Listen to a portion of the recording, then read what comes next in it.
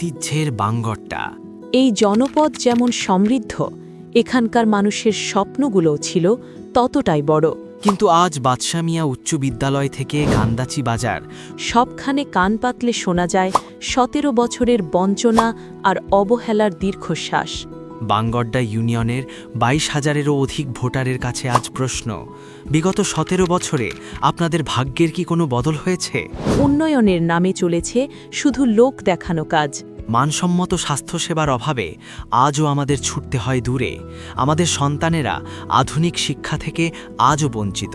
এই বঞ্চনার অবসান ঘটাতে, আপনার অধিকার আর সুশাসন ফিরিয়ে আনতে ধানের শীষ ও জননেতা মোবাশ্বের আলম ভূঁইয়ার কোনো বিকল্প নেই।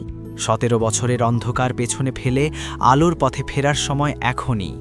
নাঙ্গলকোটের মানুষের অধিকার রক্ষায় ঐক্যবদ্ধ হন।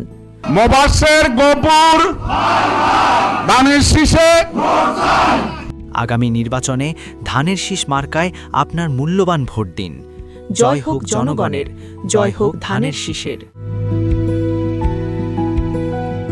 তারেক জিয়ার একটাই স্লোগান, সবার আগে বাংলাদেশ। দাও ভোট করো না মিস, জিতবে এবার ধানের শীষ।